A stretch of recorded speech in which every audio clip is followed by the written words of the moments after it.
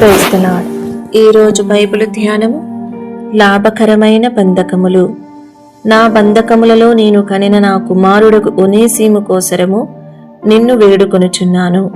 అతడు మునుపు నీకు నిష్ప్రయోజనమైన వాడే గాని ఇప్పుడు నీకును నాకును ప్రయోజనకరమైన వాడాయను. ఫిలెమోను పత్రిక 10-11 వచనములు.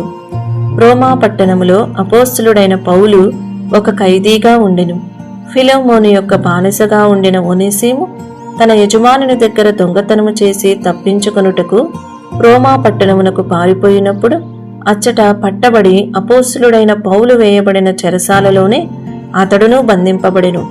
పౌలు యొక్క సువార్తను బట్టి ఒనేసీము రక్షింపబడెను.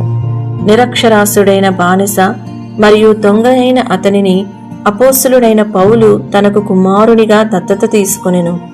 బలహీనులను సంపాదించుకొనుటకు ఏ బలహీనులకు బలహీనుడనైతిని, ఏ విధము చేతనైనను కొందరిని రక్షింపవలనని అందరికీ అన్ని విధముల వాడనై ఉన్నాను.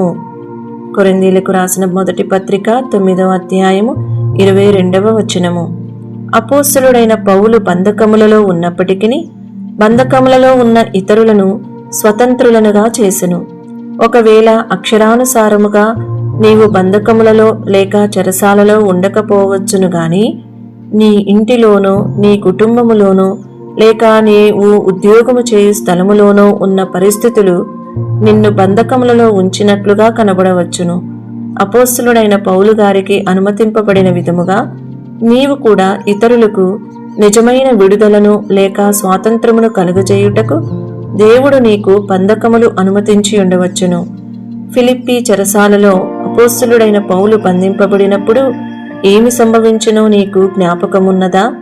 అపోస్తల కార్యములు 16వ అధ్యాయము 22 నుంచి 33వ వచనం వరకు చదివి చూడుము. మీ చెరసాల నాయకుడు కూడా రక్షింపబడగలడు. ఒనేసీము అనగా ప్రయోజనకరమైన అని అర్థము. ఒకప్పుడు అతడు నిష్ప్రయోజకుడైన పనివాడుగా ఉండెను. ఇప్పుడైతే అతడు రక్షింపబడినందున అపోస్తలుడైన పౌలునకును అతని యజమానునికి ప్రయోజనకరముగా మారియున్నాడు. రక్షింపబడిన ఒక వ్యక్తి ఆధ్యాత్మిక లోకమునకును ఇహలోకమునకును ఆశీర్వాదముగా ఉండవలెను. ఈ వీడియో యొక్క పూర్తి స్క్రిప్ట్ కావాలంటే దయచేసి డిస్క్రిప్షన్లో చూడండి.